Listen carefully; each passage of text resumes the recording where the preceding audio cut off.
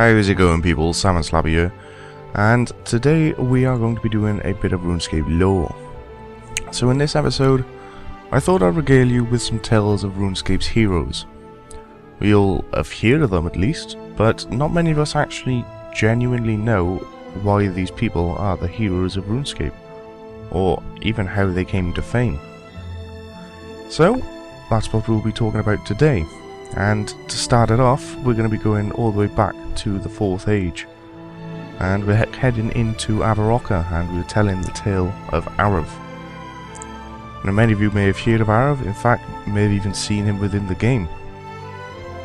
Arav is a legendary hero. Back in the day, he was hailed as a hero of humankind. So, I'm going to be telling you about the legend of Arav. The legend of Arav is almost a founding document for the city of Avarrockian. In ancient times, when first men came to this land, they founded the village of Avarrockian, where Varrock now stands. And Arav was their first and greatest hero. This lengthy tale explains how Arav came to be, how he carried himself as a man, and how his doom came upon him. In times of ancient darkness and fear, the people of Varrock still turn to this story as a beacon of hope. For if in those days, before the power of runes, man could protect himself from the horrors of the necromancer, surely we can still protect ourselves now. So this is one of the excerpts from the book The Legend of Arav. There's a few parts to this, so we will be splitting it up. So let's get started then. The childhood of a hero. Legend tells us that a mighty hero was born near the town we now call Varrock, but no record of his birth or parents were ever found.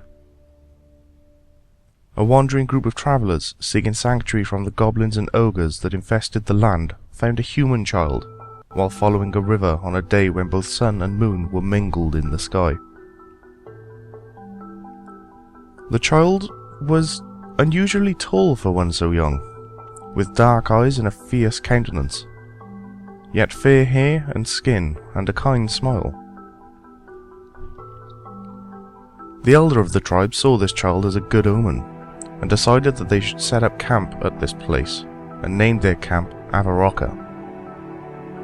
The child was brought into the camp and raised as their own child, and they taught him how to hunt, how to farm, how to kill. For the times of legend were harsh and cruel. And the tribe's greatest hunter taught the young men of the tribe the skills of hunting. He taught them the skill of silence, and of the parts of animals that cause sickness and should be removed before eating, and where to stand in wind and streams so that animals could not detect the hunter's presence, and the tracking of the prey in the forests, though which they moved. And the child was more gifted than the rest of the young adults, as well as standing a head taller. When the time came for the young men to hunt their first animals alone, the child brought back to the camp a large stag, with fair white skin and deep red eyes, and the elders also saw this as a good omen. The tribe's greatest farmer taught the young men the importance of farming well, and of the times of the calendar that seeds would grow best.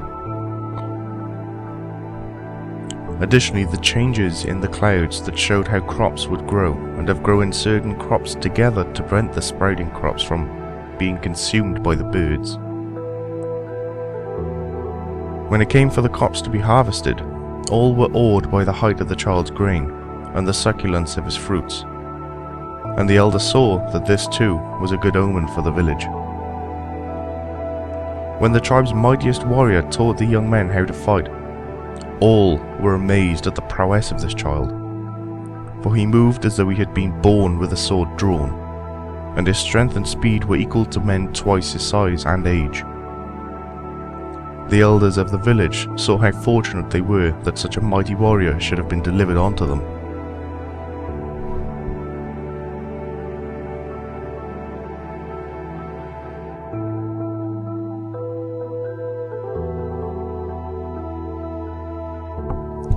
So came the 10th year after finding the child, and by all reckonings, they took the child to be around 12 years old, yet the child was still unnamed. So, the elders decided to send the child on a quest to find a name, for they would not be able to call the young man child for much longer. And they said to him, "Go forth and bring back a name that your people may know you." So, the child left the lands, for the first time that this city had been founded. The child wandered far, following the rivers and hills and clouds and stars to find his name. After a number of days, he did come upon an encampment of goblins who had discovered the village of Avarrockian, and planned to make it their own with a nightfall attack. And as the goblins saw him, they screamed at him in their own language, Arav, as they attacked. They screamed Arav louder as he bested them, by individuals and by groups, until they all lay dead or defeated.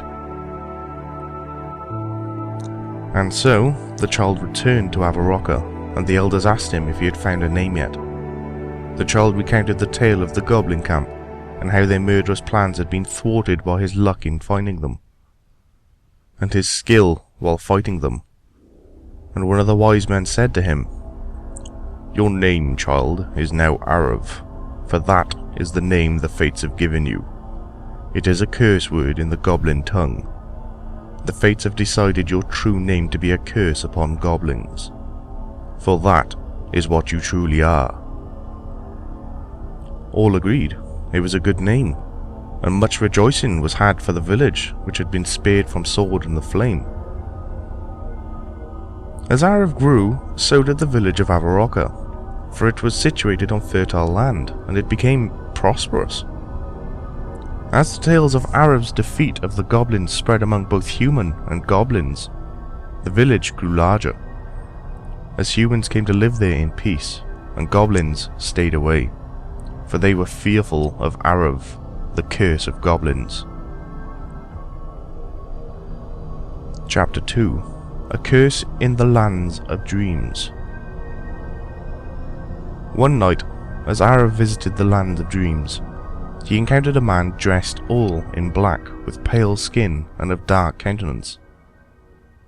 And although Arav knew himself to be in the Land of Dreams, where things cannot be trusted to be what they appear, this man was different from the other travellers he had encountered, and spoke to him by name. "I know you, Arav of Avarrockian, curse of goblins, hunter of the white stag, child of sun and moon. I know you, and do not fear you. I am Zamorigal of the Marjara tribe, and this land is mine for the taking. I have seen our futures, for they are entwined together, and it ends with your utter defeat at my hand. You will serve me eternally as a slave, and the town you love so much will be destroyed at your own hand." When Arav awoke, he was much afraid, for he knew not how he could face an enemy that could challenge him in the Land of Dreams, and make him remember the events of dreams that normally passed with the hours of awakening. So, Arav went to consult the elders. The elders of the tribe could not explain to Arav how such a man could appear to him in the Land of Dreams, and were sorely troubled. For 7 days and nights the elders discussed Arav's encounter in this Land of Dreams, and all agreed that it was a bad omen, and that Arav could not remain in Avarrockian for fear of woe befalling the town that it had now become.